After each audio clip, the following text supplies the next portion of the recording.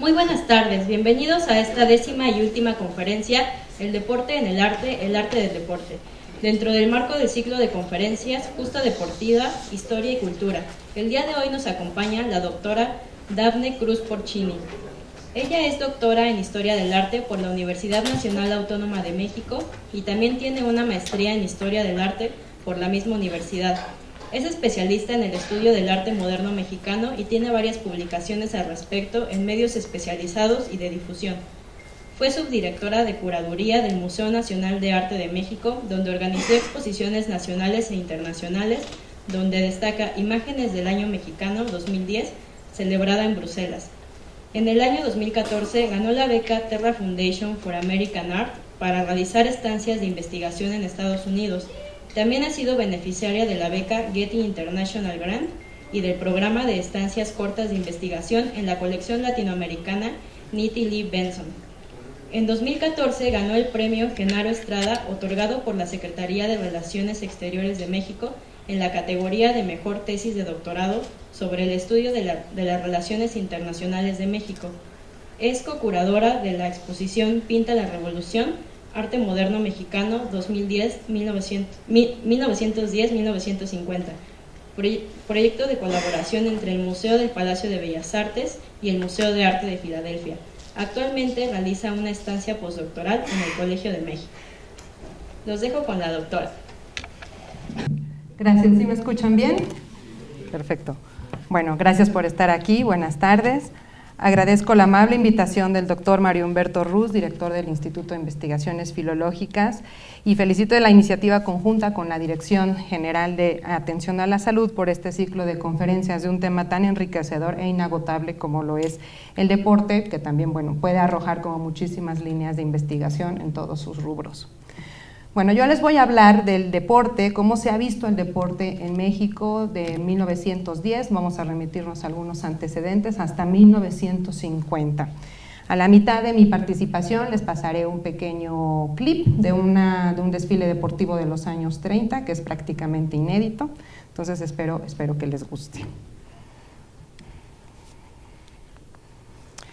Tras los años de la Guerra Civil de 1910 a 1921, el régimen de la Revolución Mexicana se dedicó a buscar distintos elementos que fortalecieran la idea de una nueva nación.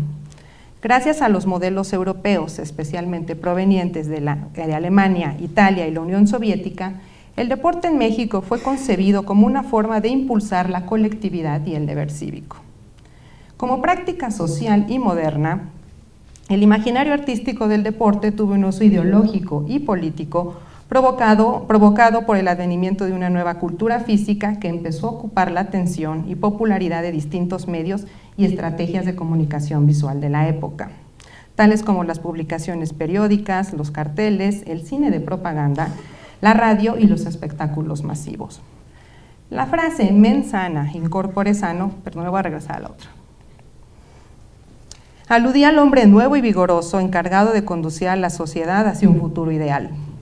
Dentro de las políticas públicas y nacionalistas de la higiene y la salud, las actividades físicas en México siguieron un arquetipo transformador que se basó en la concepción moderna del ejercicio como símbolo de fuerza y disciplina.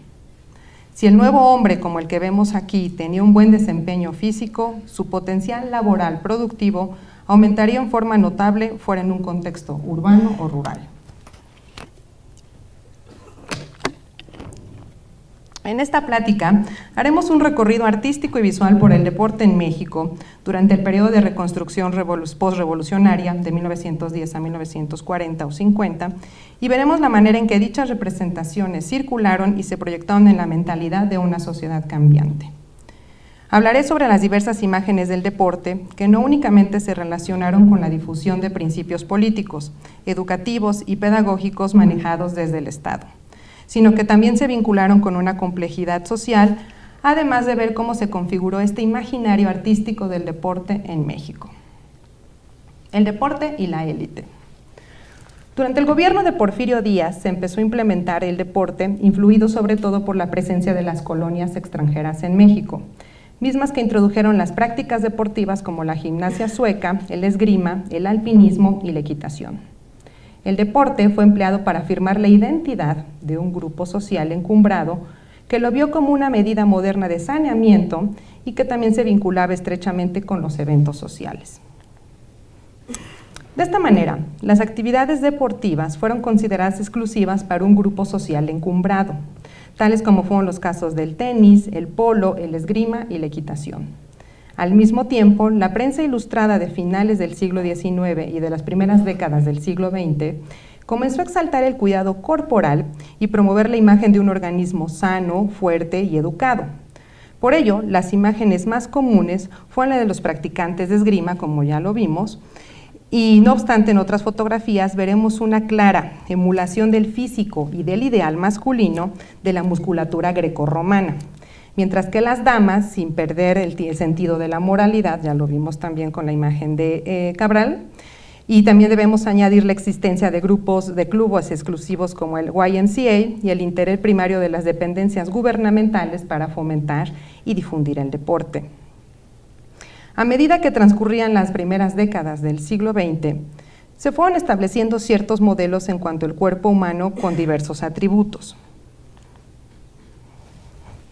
En los retratos realizados por los pintores modernos, Cecil Crawford O'Gorman y Abraham Angel, respectivamente aquí están retratando a Tomás O'Gorman y el caricaturista Hugo Tilghman, tanto el atuendo como la misma raqueta de tenis implicaban un símbolo identitario de clase. Vamos a ver del lado izquierdo, ¿no? Si lo alcanzan a ver, que de O'Gorman tiene una pose mucho más aristocrática, mientras que el lado derecho, el retrato de Hugo Tilghman, si lo pueden ver aquí está retratando como dos escenas, no es el mismo jugador, pero está jugando con él mismo. Pero lo que hay que destacar de este retrato es que además, a diferencia de este, tiene los brazos desnudos, ¿no? Que también, y además no está vestido propiamente como un tenista. Lo mismo sucede con las futbolistas de Ángel Zárraga, que es una de las obras más famosas también de este periodo, cuando representan manifestaciones deportivas, donde una de las jugadoras parece observar fijamente al espectador, ella en específico, ¿no? Mientras al fondo se desenvuelve un juego, ¿lo alcanzan a ver? Un partido de fútbol. En esta pintura se representan tres personajes femeninos, la esposa del pintor era ella, que además tienen un balón de piel, que antes los balones eran de piel, si se alcanza a ver aquí, si lo alcanzan a ver. Ellas portan el uniforme de un equipo de fútbol. Estamos viendo que la obra es muy temprana, 1922, pero bueno, esto está representando en Francia sobre todo. Tienen ellas un pantaloncillo corto, unas calcetas deportivas, y se sabe que eran miembros del Club Les Sportifs de París, que es un conjunto que ganó la primera Copa de Fútbol Femenil disputada en Francia en 1922. También lo podemos saber por la cartela donde el pintor consigna el hecho deportivo. Las mujeres llevan el cabello recogido y una trae los aretes de perla como elementos de feminidad. Sin embargo, esta feminidad, lo ven aquí, que no se pierde del todo. Podemos apreciar al mismo tiempo esta desarrollada musculatura de las mujeres, lo cual se evidencia con sus piernas fuertes y bien torneadas. No hay reparo en exaltar la fuerza física de estos personajes femeninos, como lo podemos ver en otro ejemplo, lo que hace patente que a pesar que la musculatura es una de las máximas expresiones de la virilidad, no era exclusivo de los hombres. Al contrario, en los años 20, si también pensamos en este advenimiento e imaginario de la chica moderna, las mujeres tenían la misma capacidad para desarrollar y perfeccionar su cuerpo, además de destacar en los deportes de conjunto. Por su parte, el óleo de Jorge González Camarena, titulado Las Bañistas, ya corresponde a los intereses publicitarios del México de los años 20. Los personajes geometrizados, como los pueden ver sobre todo aquí en esta figura o también de este lado, destacan por la ausencia de una musculatura que favorece cierta androginia y que va del detalle fisonómico. No vemos claramente los rostros de los personajes representados aquí. Pero lo que sí nos deja ver es el ideal de la mujer moderna y cosmopolita, que es deportista, dinámica, es urbana y tiene como escenografía esta pintura un entramado arquitectónico a base de concreto. El concreto también empezaba a ser un elemento de la modernidad de las ciudades, que aquí lo que vemos es una plataforma de clavados. La pintura tiene un vínculo muy directo con las estrategias visuales llevadas a cabo por Ernesto García Cabral. Como ya lo vimos en la equitación, también representó este tipo de mujeres, quien en sus portadas para la famosa revista de revistas plasmó jugadoras de fútbol o clavadistas que no perdían su coquetería, pero que también ya tenían un carácter liberador. El dinamismo, sobre todo lo vemos con la futbolista, ¿sí lo ven aquí? El dinamismo, la agilidad y el movimiento corporal fue otro de los aspectos que ocuparon la atención de los artistas de la época. Así podemos perfilar cómo un sector de la sociedad mexicana fue creando un imaginario que fue paralelo a la democratización del deporte. O sea, poco a poco se van a ir también quitando estas expresiones elitistas, como lo vimos en el periodo de Porfirio Díaz, para como también ampliarlo a un mayor número de personas. El body politics, que se llamaba, hizo una extensión con los dirigentes y miembros de la clase posrevolucionaria. El propio Porfirio Díaz se sabe que improvisó un pequeño gimnasio en su domicilio donde hacía pesas, pero esto era del ámbito privado. Plutarco Elías Calles, más que practicante, patrocinó diversas actividades deportivas, o bien Emilio Portes Gil, que ocupó 2 años el gobierno en México de 1928 a 1930, eran más bien adeptos a fotografiarse jugando ping-pong. Al mismo tiempo es importante señalar que el culto a la personalidad presidencial estuvo vinculado con esta concepción del nuevo mexicano. Como también fueron muy famosas las imágenes de Benito Mussolini nadando o corriendo en la playa semidesnudo, la exaltación del cuerpo masculino simultáneamente encarnaba la buena salud de la nación. Por ejemplo, Lázaro Cárdenas mandó hacer una piscina en la residencia oficial de Los Pinos. Como ustedes saben, Lázaro Cárdenas fue el primer presidente en mandar construir Los Pinos y habitar ahí. Y lo que él hizo de sus primeras medidas fue poner un estanque de natación para que él pudiera también realizar, nadar muy de mañana. Y en sus múltiples fotografías de las giras, que también están como muy bien documentadas, se proyectaba la condición atlética y la buena salud del mandatario. Hay varias imágenes en que Cárdenas se traslada como a los rincones más escondidos de la República Mexicana. A veces va a caballo, a veces camina, a veces también va como también en coche, pero generalmente se trataba de mostrar la buena salud del presidente. El entusiasmo deportivo.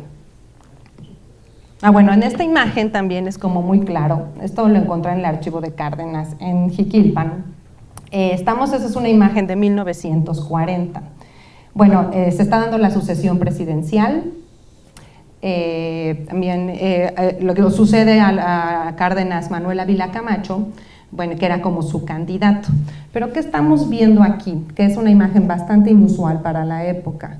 Aquí se representan, están los dos, tanto presidente como candidato, están tomando un timón, que de alguna manera es el símbolo del timón de la nación, de cómo llevar a buen puerto esta nación mexicana.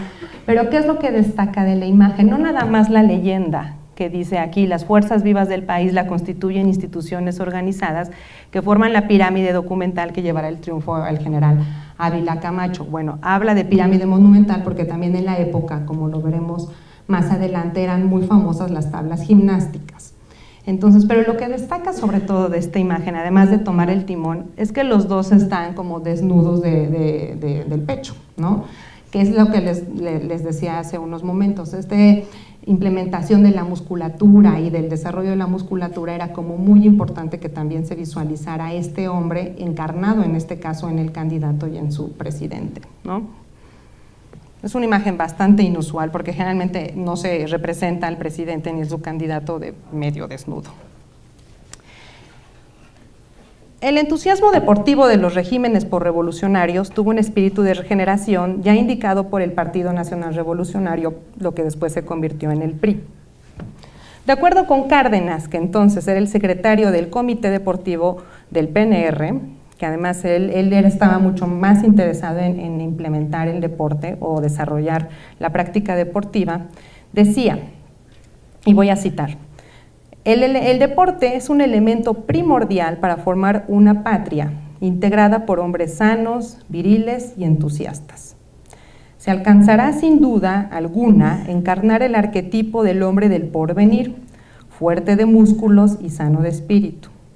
El deporte es una religión salvadora de los tentáculos del vicio y la maldad. Obviamente está haciendo alusión al combate al alcoholismo. Es creadora también del carácter y fortaleza de un pueblo. Fin de la cita.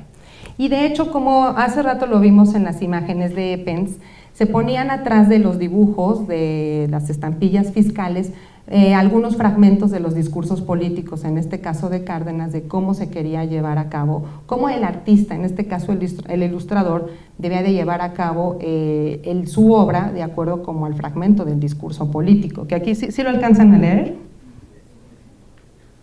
pero también aquí está muy centrado también en el desarrollo del deporte en algunas regiones de la República Mexicana.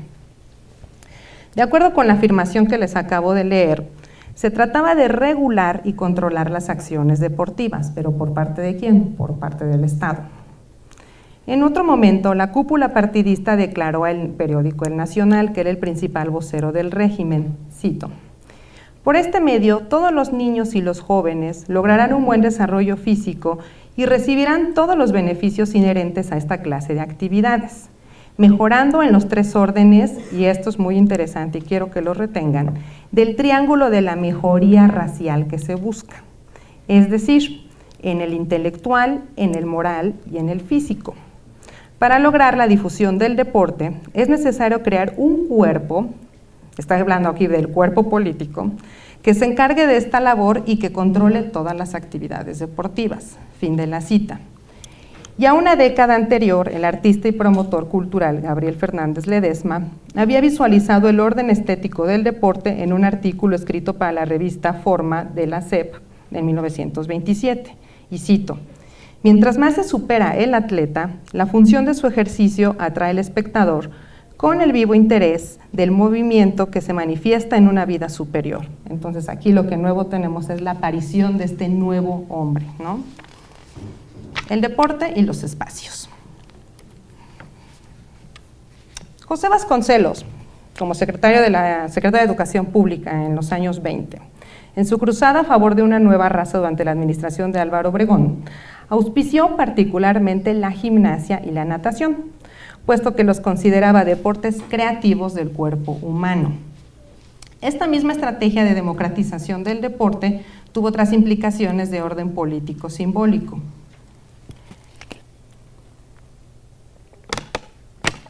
Y esta es una caricatura de la época, donde Vasconcelos está como en una carrera, pero también está sudando. Eso tampoco es muy común ahora verlo hoy en día, a un secretario ponerlo de esa forma, o un secretario haciendo ejercicio. Bueno, sí, pero también es parte del discurso político. Pero para los años 20, imagínense. El estadio, como emblema de modernidad arquitectónica, surgió en la Ciudad de México en la década de los años 20. La edificación del Estadio Nacional, hoy destruido, el Estadio Nacional se encontraba justo enfrente del centro médico, donde estaba el multifamiliar. De hecho, destruyeron el estadio para crear el multifamiliar, que después se cayó con el terremoto del 85. Pero bueno, él fue como muy importante porque lo único que nos quedan son algunas fotografías de la época, de cómo era el Estadio Nacional. Porque además era muy importante porque en el Estadio Nacional tomaban posesión los presidentes de México. Este Estadio Nacional, en tanto obra de arte totalizadora llamada así por Vasconcelos, fue proyectado por el arquitecto José Villagrán en 1924. La fachada del estadio, de reminiscencias romanas, contó con las decoraciones de Diego Rivera, uno de los pintores preferidos en aquel entonces por el secretario de la SEP. El encargo fue muy específico, se trataba de exaltar el nuevo escenario de la raza cósmica a través de la simplificación de figuras denominadas la voluntad y la evidencia, que son estas de aquí. ¿Ya las vieron? que además estaban acompañados como de algunos elementos como el sol también aquí y aquí una estrella con un triángulo, que eran equivalentes la voluntad y la evidencia a la fuerza y poder del hombre. Y es muy interesante ver que estos fragmentos de mural Vasconcelos se los pidió a Diego Rivera, pero Diego Rivera al mismo tiempo estaba realizando los murales de la Secretaría de Educación Pública. Estas figuras esquemáticas que pintó Diego Rivera fueron acompañadas de representaciones del sol y del sello del Templo de Salomón, los cuales eran las manifestaciones más altas de la divinidad. Sobre la edificación, el secretario explicó, y cito: en el estadio balbucea una raza que anhela originalidad expresada en la más alta belleza. Canta coros, ejercita deportes y así se adiestra buscando la verdad. De hecho, también podemos lanzar como una hipótesis. El Estadio Olímpico, que lo tenemos aquí enfrente, tiene grandes reminiscencias con este estadio. De hecho, también si se acuerdan, en la entrada hay dos figuras de Diego Rivera también, pero que están realizadas en mosaico y eso fue realizado hasta los años 50, pero igual sí tiene mucho que ver con la construcción de este primer estadio de los años 20. En el plano simbólico, los estadios tuvieron un papel de primer orden en los eventos organizados por las instancias políticas, educativas, culturales, federales y locales. Otro ejemplo representativo de un estadio fue el Estadio de Jalapa, también muy moderno porque fue casi hecho paralelamente que el Estadio Nacional. De hecho, el Estadio de Jalapa, ese sí sobrevive todavía, se hacen actividades deportivas ahí.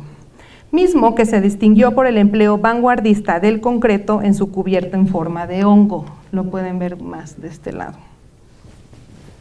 Lo cual fue realizado por el ingeniero Modesto Roland e inaugurado por el gobernador veracruzano Heriberto Jara en 1925, por eso el estadio lleva su nombre. Este espacio se erigió como un baluarte de la modernidad artística de la periferia. El entonces gobernador de Veracruz, Jara, además de impulsar la cultura física, estaba interesado en la radiodifusión, razón por la cual el levantamiento del estadio fue especialmente aplaudido por el grupo artístico de los estridentistas, que era un grupo de artistas y escritores, que también fueron como alternos al discurso oficial, quien calificó este estadio como un emblema de la audacia del nuevo espíritu, donde se mezclaban ideas en torno al estado ideal y el cuidado de la educación física, moral, intelectual y patriótica. Por eso, las fotografías del interior nos evidencian este concepto de nación fuerte, saludable y vigorosa que se relacionaba también con la modernidad y el progreso. Además de evocar la tradición deportiva del clasicismo grecorromano, lo podemos ver sobre todo en estas figuras, en las esculturas y en las columnas de sus perímetros, los cuales representaban atletas casi desnudos como esta metáfora de la juventud y la virilidad del nuevo hombre. El estadio jalapeño quiso mostrarse vanguardista en sus demostraciones atléticas, lo cual combinaba con diferentes formas de atletismo generalmente de atletismo, que era lo que más hacía. En los años del Maximato, de 1928 a 1934,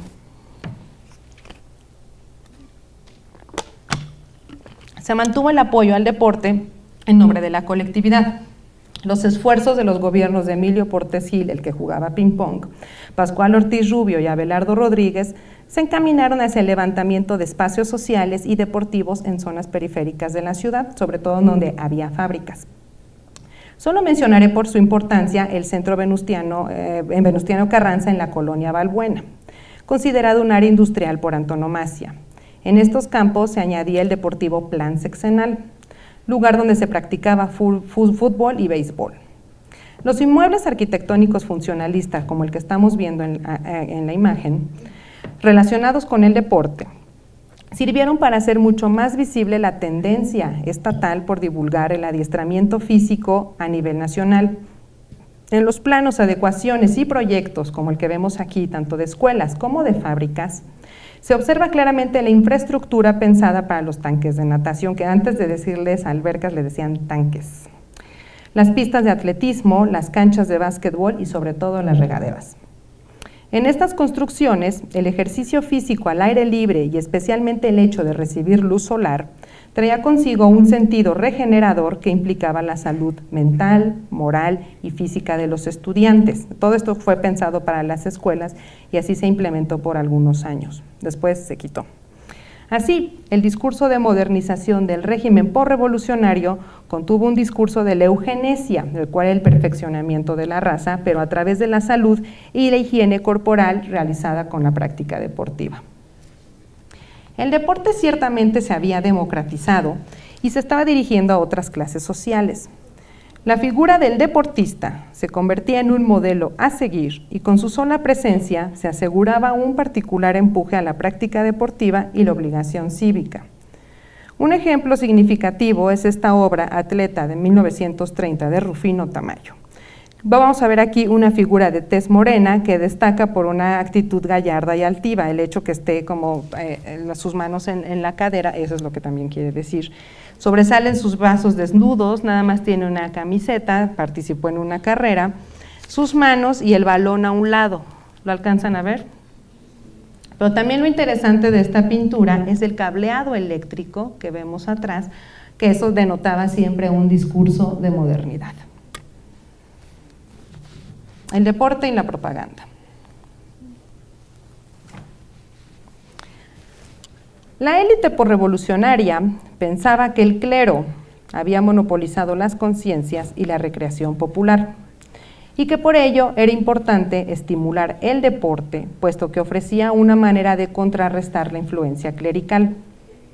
Recordemos que en el periodo posrevolucionario se introdujo el voleibol y el básquetbol a través de la escuela. Así, este binomio deporte-educación fue visto como un arma importante en la lucha contra la Iglesia y otras lacras sociales.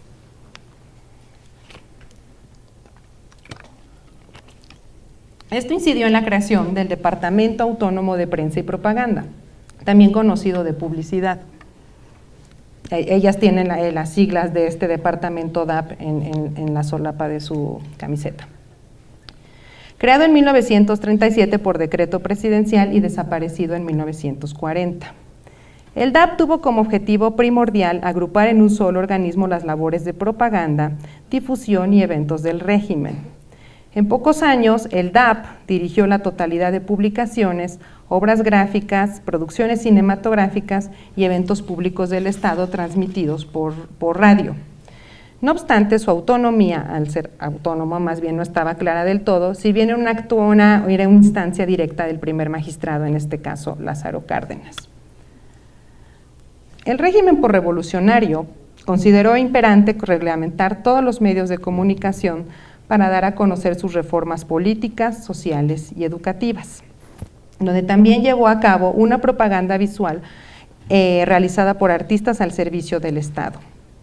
Por ello, la producción del DAP fue abundante. Se hicieron fotografías, se hicieron volantes, se hicieron carteles que aludieron a las políticas culturales, educativas y de salud, donde el deporte también tenía un papel de primer orden. En esta dinámica, ambos se encargaron, el DAP y el presidente, de dar una coherencia visual a todo este sistema de propaganda nacional, inspirándose en los órganos centrales de información que existieron en los países europeos y también en Estados Unidos. Por ejemplo, cuando se refieren a la transmisión de encuentros deportivos, se pone en primer plano al trabajador fuerte y musculoso que aparece al lado de las torres de radiodifusión y también vemos sus ondas. El esfuerzo físico es una constante en estos carteles relativos al deporte, el cual fue empleado para fomentar la colectividad, así como para resaltar la disciplina, la unidad de grupo y la mutua cooperación. Ese era como el principio fundamental. En este sentido, estos ciudadanos del régimen se convirtieron en verdaderos íconos heroicos, modelos didácticos que resumían ideales sociales, además de ser el equivalente de una metáfora poderosa de la juventud como defensora activa de la soberanía nacional. Como una ampliación educativa, las acciones deportivas fueron dirigidas por el Departamento de Educación Física, el cual publicó un folleto para explicar su vínculo con otras dependencias oficiales.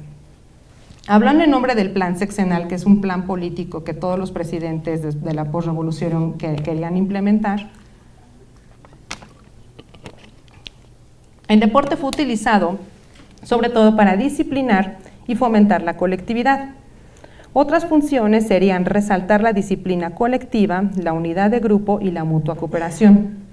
Al mismo tiempo, esta instancia destacaba que con una coordinación exacta y útil, y ellos lo decían de esta manera, neuromuscular, es decir, del factor cerebro, se podía aprovechar el atributo músculo para mover hábilmente no nada más el cuerpo, sino la inteligencia, poniendo gran atención en el desarrollo de las cualidades del carácter, teniendo muy presente la cooperación, la serenidad, la decisión, la intuición, la audacia, el valor civil, trato social y la nobleza. Todo eso debía resumir también un buen deportista. Las actividades físicas fueron orientadas desde el punto de vista laboral, sobre todo en las comunidades rurales, como ya lo vimos en la imagen anterior, donde se favorecían las competencias deportivas en los ejidos. El deporte, al mismo tiempo, se convirtió en una herramienta más para combatir las desviaciones y las intoxicaciones, y al mismo tiempo quería facilitar, oigo mucho ruido por allá atrás, perdón, los conocimientos higiénicos y de profilaxis sexual. Las demostraciones deportivas fueron acompañadas de conferencias que hicieron especial mención a los beneficios del ejercicio corporal como destructor de vicios y taras fisiológicas. Estoy citando este folleto del Departamento de Educación Física. Y aquí lo que estamos viendo es en la revista Hoy, que se sacó vean el encabezado, la cultura física como medio de perfección racial, que es un poco de lo que les hablaba hace unos instantes, pero también vean como el tipo de actividades deportivas que se hacían y el lugar privilegiado que tenía el deporte también dentro de estas publicaciones. Además de reforzar la idea del hombre nuevo, el deporte como instrumento de propaganda contempló desde la población infantil hasta los jóvenes deportistas profesionales, como lo podemos ver aquí. Dentro de este espíritu de regeneración se apostó por una mejoría racial y esperanza en un futuro utópico, lo que también puede interpretarse como una medida de vigilancia y de control social. El departamento hizo un ensayo coordinado entre las oficinas de salubridad pública, del trabajo y el agrario para levantar al menos 4 campos de recuperación física, que así les decían, para campesinos y obreros de todas las comunidades a lo largo de la República Mexicana. Era un plan realmente muy serio. El deporte ofrecería al trabajador, cito, un ambiente de tranquilidad, recreación y actividad física metodizada y estimulante, para reponer su quebrantada salud y hacer acopio de fortaleza para continuar en su lucha por la vida al frente de sus familias. Fin de la cita. De esta manera, la presencia femenina de alguna manera se tornó importante dentro de este mensaje político y visual. No solamente esta mujer, también como lo vimos con las tenistas o las nadadoras, no había trascendido el rol familiar, sino que se había convertido en una trabajadora deportista también con esta connotación casi heroica. Por ejemplo, y me voy a regresar a otra imagen de Francisco Eppens.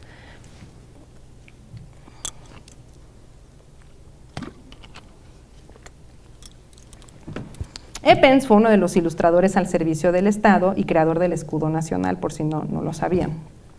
Él realizó diversos dibujos donde vemos deportistas musculosos, pero también a la usanza del fascismo italiano. Algunos patean un balón de fútbol, otros llevan a cabo el lanzamiento de bala, como el que está aquí, o hacen atletismo. Este artista que expresó la condición simbólica del cuerpo masculino, el hombre superior, fuerte, viril y saludable, sería capaz de guiar a la sociedad hacia un presente y un futuro promisorios. Vamos a tener aquí como 2 imágenes que también son de propaganda, que también servían al mismo tiempo para exaltar los logros políticos, sociales y económicos y tecnológicos del poder estatal. Es muy interesante también este tipo de dibujos que se hacían para las estampillas fiscales, porque bueno, también el propio artista los diseñaba así, porque una manera de pagar los impuestos era a través de las estampillas. Entonces también el propio Eppens representaba esto porque era como el comprobante. Entonces quedaba de alguna manera la estampilla y el comprobante que era pero con el mismo motivo deportivo, ¿no? Aquí está el balón.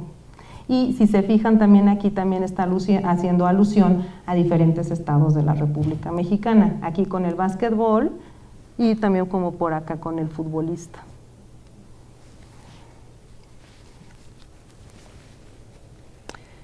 En otra imagen vamos a ver que es incluso esta es antes, un grabado en madera de Leopoldo Méndez para la revista Nuestro México. Vamos a ver de nuevo un grupo de trabajadores y campesinos alrededor de una piscina o de un tanque de natación, mientras que unas mujeres fuertes y musculosas entran y salen del agua. ¿Sí las alcanzan a ver? Incluso una está desnuda, otras tienen un bañador.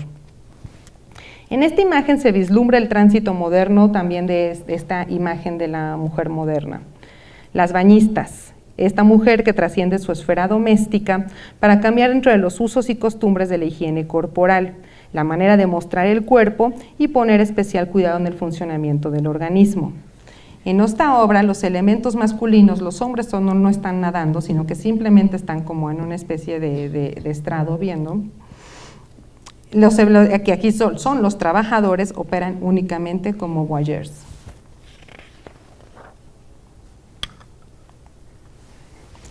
La propaganda abarcó también otros niveles.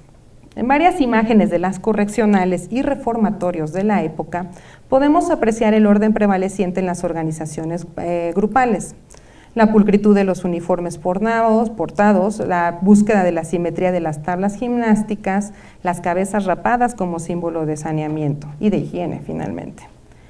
Como contraste visual está la presencia de los sectores más marginales de la sociedad, los cuales también la idea era que recibieran instrucción física. Quiero que vean el contraste en estas dos imágenes, en uno si es una escuela o un reformatorio y otras expresiones deportivas se hacían llanamente en la calle. Aquí los niños descalzos, a diferencia de los anteriores, ¿sí ven la diferencia?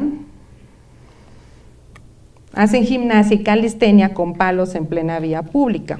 A pesar de sus condiciones, los niños, tanto los que se encuentran como en la calle, como se encuentran en institución escolar, no se escapan a este trabajo físico y reformador. La promoción de actividades deportivas se convirtió en terreno exclusivo del Estado, convirtiéndose paulatinamente en un medio de propaganda estatal que devino en el espectáculo de masas, lo mismo que se reflejó en diversas imágenes, sobre todo en fotografías. Este desarrollo deportivo en beneficio del proletariado se expresó en eventos de carácter público que incluían dinámicos desfiles y tablas gimnásticas, que eran como especie de coreografías que operaban como entretenimiento popular. Recuerden que también para los años 20 y 30 todavía no había televisión, entonces el hecho de asistir como a una parada militar o la ejecución de tablas gimnásticas, bueno, también era una forma de entretenimiento. Salud. Las fotografías de estos espectáculos organizados por la Secretaría de Educación Pública nos presentan una suerte de puesta en escena que subrayaba el mensaje de lealtad al régimen político. Aquí los vamos a ver de manera más clara, realizando como todas estas acrobacias también. El régimen optaría por otras diversas estrategias de propaganda que abarcaban fotografías, prensa periódica y programas de radio, como lo vamos a ver, y cortometrajes, como lo vamos a ver en unos momentos. Los temas fueron semejantes a los retomados en Europa. Las nuevas condiciones de higiene, la práctica deportiva, la felicidad del trabajador. Aquí lo que vamos a ver es un ejemplo de un desfile realizado en la Alemania del régimen nazi, y de este lado vamos a ver un cartel de la Espartaquiada, que era una olimpiada obrera que se hacía en la Unión Soviética, pero si se fijan, tampoco está muy alejado a lo que se hacía aquí en México. Y no es porque México copiara este tipo de modelos, sino que también era como un tipo de producción cultural, una influencia muy fuerte que estaba pasando al mismo tiempo. Los desfiles atléticos fueron el elemento primordial, pero aquí lo que estamos viendo es una tabla gimnástica en el Estadio Nacional. Pero lo interesante aquí, además de la forma geométrica circular que están formando, ¿cómo están vestidas las mujeres? Son tehuanas, ¿no? También como para dar esta connotación nacionalista a este tipo de eventos y diferenciarlos de cómo los estaban haciendo en Europa.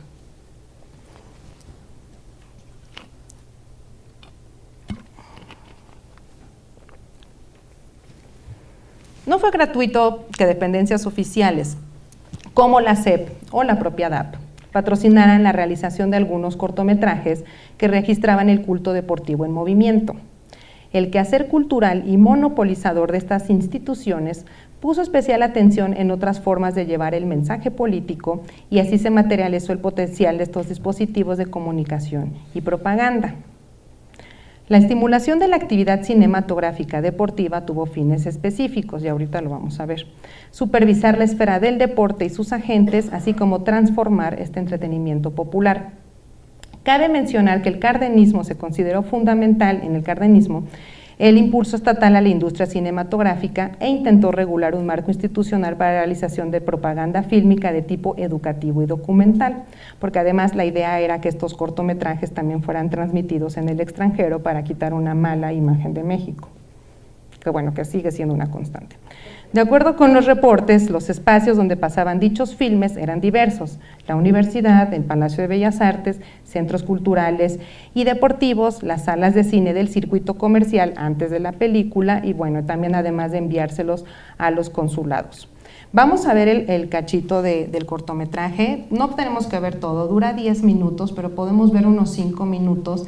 Es muy interesante verlo desde el principio porque también aquí se empieza a implementar ya una fotografía en movimiento, un cortometraje que nunca había sido transmitido, o sea, no se había visto antes, pero creo que vean cómo el tratamiento de los cuerpos, cómo se visualizan estos cuerpos y que también algunos de ellos al inicio están en el Monumento a la Revolución, que era, bueno, también el símbolo por antonomasia del régimen posrevolucionario.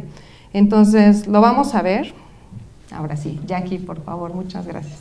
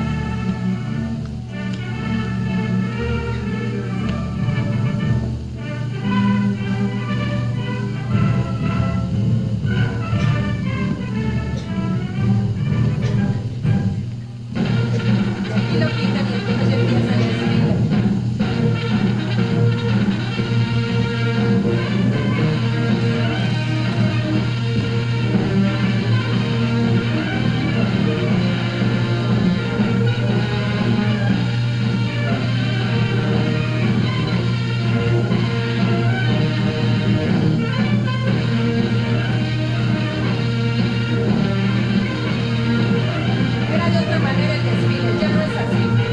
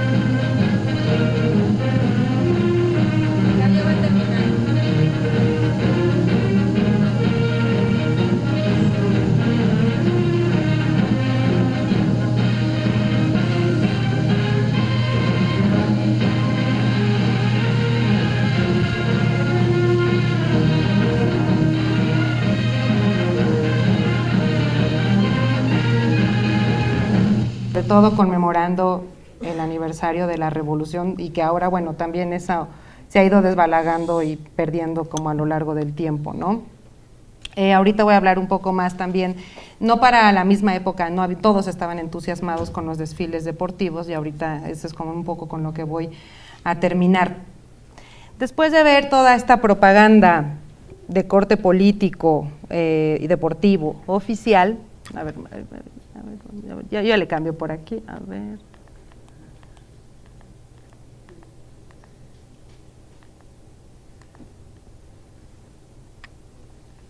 También quiero que, implementada por el Estado, quiero que pensemos en el reverso de la medalla, puesto que solamente y que la que fue como hegemónica y dominante fue la visión estatal y laica. Lo que les voy a mostrar aquí fueron un dibujo y una fotografía realizado por José de León Toral, quien pasó a la historia de México por haber cometido el asesinato del entonces presidente Álvaro Obregón en 1928. Además de ser un devoto católico, León Toral, una de sus actividades principales fue el dibujo e incluso llegó a ser aceptado en la Academia de San Carlos. León Toral también fue aficionado al fútbol y en estos dibujos este dibujo puede corresponder a un momento cuando se integró al Club Alvarado, que era de padres maristas, en su natal San Luis Potosí, o bien cuando estuvo encarcelado antes de su ejecución. Toral aquí se personifica en San Humberto, de hecho aquí Toral es quien lleva el balón, y aquí está Toral con su uniforme, que es San Humberto de Cazador y Obispo. Está vestido de futbolista, pero es muy importante que vean que tiene la palma del martirio. O sea, por supuesto, él después que lo mandaron a ejecutar, se autoconcibió como un mártir. En aquel entonces estaba la Guerra Cristera. Y en una de sus manos también sostiene un esférico, que esto también puede ser el urbe et orbi, pero también muchos quisieron pensar que era un balón de fútbol. O sea, también lo que yo les quería mostrar es como el interés por el deporte no nada más era por parte del régimen, que el régimen sí ocupó como todas, monopolizó, digamos, todos los medios de comunicación y de producción artística, pero que también esta práctica e interés por el deporte también fue llevado a cabo, y en este caso por un personaje tristemente célebre en la historia, ¿no? El imaginario del deporte pareció desgastarse mucho antes que el sistema político posrevolucionario, ya que volvemos al 20 de noviembre, es el día del Santoral del Estado, el cual se festejaba, como ya vimos, en un enorme desfile deportivo, lo que nos hablaba en principio de una atención que tenían los medios de comunicación. Con el paso de los años, este desfile atlético siguió llevándose a cabo. Les decía que el entusiasmo para los años 30 era muy grande y ya después se fue perdiendo. Y era encabezado, como lo vimos, por líderes sindicales y estudiantes. Ahora yo no sé quién encabeza el desfile, si es que se hace del 20 de noviembre. El deporte como recurso de legitimación estatal perdió fuerza incluso en el ocaso del cardenismo. El escritor Rubén Salazar Mayén, en el semanario Hoy, cuestionó seriamente el papel de la parada deportiva un año después de la película que vimos. El intelectual mostraba cierto desencanto en torno a la Revolución Mexicana y sus manifestaciones de masas, y lo cual también fue como censurado y fue declarado un escritor incómodo por hablar mal de estos desfiles deportivos. Por ejemplo, él opinó, que me parece una visión crítica también que, digo, no debemos de omitirla, sino también ver qué pasaba ahí. Voy a citar. Las paradas deportivas, esa fue la semilla de los actuales desfiles del 20 de noviembre, cada año más copiosos, más tristes, más envilecedores. Bajo la pompa exterior ocultan la mentira, la vergüenza, la infamia. Esos desfiles, esas paradas, son como los sepulcros de los que hablan los evangelios, blancos de por fuera y repletos de provedumbre por dentro. El hecho mismo de que sean tan brillantes los acusa. El desfile deportivo se troca así en un conjunto de trajes vistosos, alegres, un poco grotescos a veces. Conviértese pues en una parada del ridículo, vean lo fuerte de las palabras del escritor. Lo que al deporte atañe es sobrio, escueto, desnudo, pero su virtud no es santuaria. La flexibilidad y la potencia del músculo son de los que dicen de la calidad deportiva. En una mirada mordaz de este escritor de Salazar Mayén, se dirigía específicamente a la subordinación del deporte al Estado y su proyección como entretenimiento popular. Y vuelvo a citar, la caravana avanza empujada por el ridículo. ante los ojos de una plebe inhumana que aplaude al paso de la humillación y ante los ojos de los funcionarios que, poseídos por un mezquino cesarismo, se embelezan viendo cómo han logrado esclavizar a una multitud, a pesar de todas las leyes, de todos los discursos, de todas las promesas. Y concluía: la parada del ridículo conseguirá desarrollar un poco de servilismo que los falsos revolucionarios han sembrado y cultivan en nuestro suelo.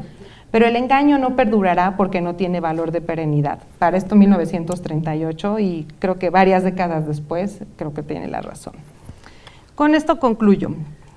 El imaginario del deporte tuvo distintas formas de representación plástica. Fue parte del orden simbólico administrado por el régimen posrevolucionario mexicano. El discurso visual deportivo regenerador como motivo y como práctica aparecería de nuevo con los Juegos Olímpicos de 1968, pero eso constituye otro capítulo de la historia de la modernidad artística en México. Muchas gracias.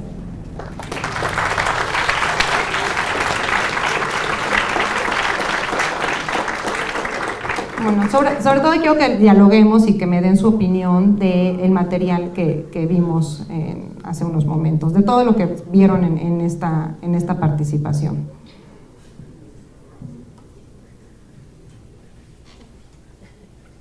Sí, te lo paso. Gracias a usted. Gracias. Muy ilustrativo y la verdad me llamaron la atención tres cosas. Sí, claro. Que comentar con usted. Claro. En 1926 me llama la atención la cuestión del género. Sí. Porque, bueno, los Juegos Olímpicos, a diferencia de los Juegos Olímpicos modernos, que era exclusivamente masculino, y tan cerca, muy cercano, sí, en 1926, realmente me llamó mucho la atención el juego de fútbol en mujeres, bueno, ¿no? En Francia, me llamó mucho eso la atención. Yo pensé, inclusive, no sé, los de fútbol, soccer que andan por aquí, en qué época inició un juego en México, por ejemplo, el primer equipo de fútbol femenil, no sé, sí, ¿en qué año ha sido? Pero no es muy tardío, no, para nada, realmente reciente, ¿no? Entonces esa es la primera que me llama muchísimo la atención. La segunda es, bueno, por supuesto, el uso político que se le da al deporte, como lo hemos visto a través de todos los tiempos, el uso y la herramienta que se utiliza el deporte siempre con fines políticos, en este caso utilizando la difusión de los medios de comunicación. Totalmente. Por supuesto que esto es la parte ilustrativa que usted nos hizo el favor de hoy exponer, y lo que prevalece hasta la actualidad. Exactamente. ¿No? Porque yo hasta desfile en los juegos sí. deportivos revolucionarios, no de ese entonces. No. Cambiamos de fecha. Sí. Más recientes, porque inclusive tiene 5 o 8 años que desaparecieron. Exactamente. Exactamente. Y eso era el margen priista, bueno, era así como su etiqueta, ¿no? Totalmente, esa totalmente. Entonces, inclusive usted hablaba del plan sexenal, bueno, todo el plan sexenal que se utilizaba entonces, y está ahorita vigente nuestro plan sexenal, ¿no? Que además alberga una cantidad de deportistas de todos los niveles sociales. Exactamente. Y esa es la otra parte, ¿no? La parte social, la parte elitista de los deportes. Por supuesto. Que siguen siendo hasta la vigencia del tenis, etcétera, que siguen siendo de diferente índole. Y esa es la que atención también se le da, ¿no? También en gran medida. Y ese uso de masas para esa por supuesto política, ¿no? Y bueno, pues yo agradecerle, porque ilustrativamente la verdad me asombraron varias cosas, y lo que persiste hasta el momento, por supuesto, que no se ha alejado de la realidad, no, para nada, mucho menos, ¿no? Y hasta cuándo se llegará con esos usos. Claramente, ¿no? Sí, su contemporaneidad, pero me da mucho gusto que le haya gustado. Muchísimas gracias.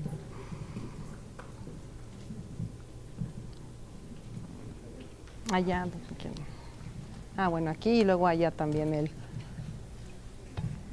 Bueno, primero agradecer por la conferencia. Sí. Luego, yo tengo como una pregunta, que claro. Es como, bueno, a partir del deporte se ven los cambios de discursos.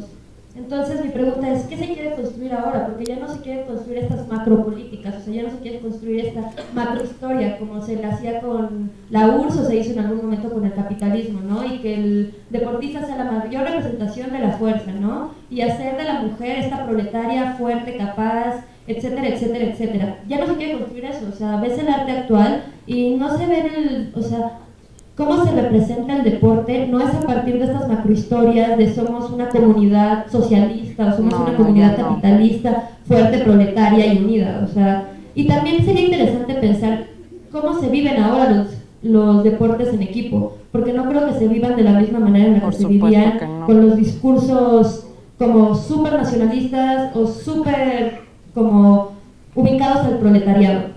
Ese es un lugar. O sea, yo siento que un poco el discurso actual del deporte es un discurso como privatizador. O sea, como de el deporte te hace casi un superhombre, pero siempre en una cosa como de elitista. Y también, en cuanto a esto de los discursos, ¿qué discursos nosotros como personas que hacemos deporte? O sea, y esa es una pregunta, comentario. O sea, ¿qué discursos nos seguimos creyendo? Porque adentro del mundo deportivo sigue habiendo esta cosa de discursos discriminadores como difuminados, como hay un cuerpo que es el cuerpo deportivo, o sea, como de construir sujetos, o sea, como de hacer una norma de los cuerpos deportivos, seguimos teniendo esta cosa como de élite de los cuerpos. Entonces, me interesaría saber cómo, o sea, como qué piensan los demás acerca de qué estamos haciendo con estos discursos que realmente son más que discursos de vida, o sea, más que discursos integrativos y como altamente, o sea, que unan a los sujetos. ¿Qué estamos haciendo con estos discursos de muerte? O sea, estos discursos donde es como solo hay una élite que puede dedicarse al deporte o solo hay un cuerpo, y cómo es que la misma academia o las mismas cómo es que la misma academia está justificando estas prácticas, ¿no? Estas prácticas que más que ser prácticas que lleven a la vida y que lleven a un cuidado de sí de los sujetos, llevan a, pues, a una falta de aceptación del sujeto en el deporte, que también es curioso porque pareciera que la producción deportiva se hace para una producción económica. O sea, se busca que el deportista, o sea, del deportista masculino se busca una exageración de la fuerza física, que podría ser una cosa como de construir una virilidad y construir una masculinidad muy determinada y construir, porque me pongo a pensar como la imagen o el discurso que se pone sobre el bailarín, o sea, es como esta imagen pequeña, delgada, o sea, no como la del futbolista o como de estas como deportes muy viriles que construyen un sujeto fuerte, ¿no? Y que al final dejan desplegados a todos aquellos varones o todos aquellos que viven en cuerpo de varón que no están dentro de esa narrativa. Y también cómo hemos construido a la mujer a partir del deporte. Exactamente. O sea, construimos a una mujer, o sea, porque a la fecha tenemos una construcción de las mujeres que hacen cierto tipo de deportes son mujeres marimachas, o sea, son mujeres... Eso prevalece, ¿no? También esa idea prevalece hasta hoy en día, sí, claro. Y tiene que ver con una situación económica y con intereses económicas, ¿no? O sea, como de seguir manteniendo la idea de la mujer abnegada y la mujer como... Hay cosas como que son leitmotivs que van apareciendo y que se reiteran, entonces tienes como toda la razón en eso, absolutamente. No, pero muy bien, que te active también como este tipo de pensamiento, creo que tienes toda la razón. O sea, hay cosas como que perviven y que no van a cambiar, y yo no veo que vayan a cambiar, en algún sentido sí, pero sí, creo que hay cosas que no va a cambiar. Yo también le veo mucho el sentido elitista también a esta parte del deporte, y cómo hasta la fecha se apoya nada más a ciertos grupos, ¿no? O sea, que hay una profunda desigualdad en eso, claro, pero aquí lo bonito también de todo esto es que se creyeron como esta democratización del deporte, lo trataron de llevar a cabo, y entonces creo que esa es como la alternativa que ellos tuvieron, y creo que eso es lo rescatable también de ver todas estas imágenes o de ver esta historia, que al final sí hubo esta idea, esta utopía, pero que al menos existió. ¿Alguien por allí tenía? Sí. Bueno, yo tenía también unos comentarios respecto a su presentación. Me pareció bastante interesante dentro de las diferentes presentaciones y temáticas que hubo en este ciclo de conferencias. Personalmente es la que me interesó más porque es más vinculado a lo que también estoy trabajando. ¿Qué trabajas? Pues estoy haciendo mi tesis sobre clubes de españoles, pero aquí en México. Muy Clubes bien. sociales, pero que son de fútbol, que son el de España y el asturiano. Ok, muy bien. Y en ese sentido, creo que en términos generales, para hacer historia de los deportes, hay en muchas ocasiones falta de fuentes por la misma condición, digamos, de los deportes que no están Totalmente de acuerdo. dentro del marco general de la historiografía. Exactamente. Y en este caso me parece muy valioso el rescate de todo este tipo de imágenes y sobre todo, bueno, más allá del rescate, el uso y la interpretación que se les da para explicar este momento y en este caso el uso de diferentes actores, porque como bien lo mencionaba es el Estado, pero también la apropiación de sectores, de diferentes sectores de la sociedad. Y en ese sentido me parece interesante que si consideramos esos dos aspectos, se entiende fácilmente por qué en el siglo XX se aceptó tan rápidamente el deporte organizado como hoy lo consideramos. Como vimos en conferencias anteriores, lo que hay hasta antes del siglo XX, en todo caso a finales del XIX, son juegos, son cosas que todavía no son lo que hoy consideramos deporte, claro, pero sí son antecedentes.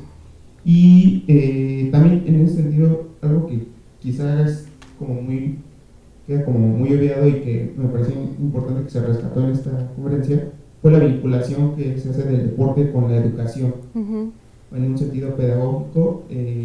Que también ha perdido ese sentido, ¿no? También ahora. Sí, pero incluso hoy en día la CONADE sigue dentro de la SEP y bueno, sí, claro, con otras cosas, pero en general no se ha separado, pues. Entonces la visión del Estado sigue siendo en un sentido pedagógico, además de en un sentido de salud, pero es ya más reciente, entonces ha tenido un sentido más pedagógico y ver como desde dónde viene, desde qué época, para ser un poco más preciso y no caer de repente en anacronismos. Y pues nada más, bueno, creo que me llamó la atención fue la imagen del deporte en cárceles, o sea, como que en esta época el deporte para todo tipo de cosas es un tipo de... Y su uso, claro. Más simple por las propias condiciones, ¿no? de las cárceles, pero también no he pensado en ese tipo de espacios para los deportes y eso pues nos da para pensar en hasta dónde ha llegado el deporte y cuáles son las implicaciones, ¿no? que tiene y pues los usos y nada. Bueno, si quieres ahorita te paso una referencia. De hecho, yo esta investigación la comencé a raíz de una exposición pequeña que hubo hace 3 años en la Casa Estudio Diego Rivera, aquí en San Ángel, que se llamó Formando el Cuerpo de una Nación. Entonces, mucho del material que les presenté, si quieres ahorita te doy la ficha y tengo el PDF, si quieres te paso el del catálogo, porque además alguien escribió sobre la actividad deportiva en las escuelas rurales, ¿no? Que a lo mejor eso también te puede interesar. Y otro escribió también mucho más también enfocado como a documentos que encontró en la SEP sobre la práctica del deporte. Entonces, bueno, a lo mejor si te interesa te lo puedo pasar también para que lo tengas. Entonces, bueno, mucho de lo que tuvimos en esa exposición es lo que les presenté aquí, pero por supuesto que hay mucho más material que todavía se puede investigar y que se puede abordar desde diferentes perspectivas. Ahorita si quieres te lo paso. ¿Alguno te pregunta, comentario? Sí, por favor. No, pero yo sí, ok. ya nos pregunta. Ok. No, al contrario, me toca dar por concluidos los trabajos de este estupendo ciclo de conferencias de Justa Deportiva, Historia y Cultura. Y en primer lugar agradecer la magnífica ponencia de la doctora Dafne Cruz. Gracias. Y su participación. No, y qué bueno que hacen este tipo de eventos, de verdad. Al contrario, y también los agradecimientos, el agradecimiento siempre, después de 10 magníficas pláticas, charlas, a muchos de ustedes nos vimos por aquí, agradecerles esta presencia el día de hoy, a quienes estuvieron en más conferencias, pues agradecerles mucho la presencia, sobre todo a los deportistas, y a nuestros entrenadores, ¿no? Es muy importante para el deporte universitario esta participación. Agradecerle muchísimo al Instituto de Investigaciones Filológicas este magnífico ciclo de conferencias, porque es una idea. Hoy no pudo asistir por otro compromiso el director del instituto, el doctor Mario Ruz, pero fue una idea de él en una reunión con el rector. Entonces la verdad es que lo dije el primer día y el día que concluimos estos trabajos. De verdad, muchas gracias al instituto, por supuesto a Memo Gómez, a Fabiola, a María José, a Pablo Macedo, director de comunicación social de la DGEDU, a Michelle, a quienes nos han ayudado en todo este evento, y por supuesto el ser sede y recibirnos a la Dirección General de Atención a la Salud. No veo al doctor Stafford, que siempre andaba por aquí, pero muchas gracias a todos, felicitarlos a todos ustedes, concluir este trabajo con dos anuncios parroquiales. Uno, si cumplieron con el 80% de la asistencia, tendrán su constancia, nada más verifiquen sus nombres para que podamos emitirlas sin errores. Y la segunda, porque veo aquí a varios deportistas, recordarles que el lunes se publicó, bueno, no, el otro lunes, ¿no? La beca para los deportistas representativos de la UNAM, ¿no? Seguramente muchos de ustedes cumplen con los requisitos. Si tienen dudas, inscríbanse, el comité institucional de becas va a ver si cumplen con los requisitos, pero si son deportistas, si han representado a esta casa de estudios, inscríbanse para ser beneficiarios de esta beca, que es un hecho histórico. La verdad es que es la primera vez que en la universidad se otorga un apoyo al alumno deportista en forma general, para todos nuestros representativos. Entonces, pues aprovechamos esto para recordarles que se inscriban, porque se vence próximo los trámites de inscripción. Y bueno, pues ya desafortunadamente se acabó este ciclo. Seguramente al doctor Ruz se le ocurrió otra cosa. Entonces, ya se le ocurrió Memo, entonces seguramente nos veremos y los invitaremos, tendremos el gusto de invitarlos y de contar con ponentes todos magníficos. La doctora Cruz, de verdad, muchísimas gracias por la ponencia. Muchas gracias. Y muchas felicidades a todos. Un último aplauso a la doctora. Gracias.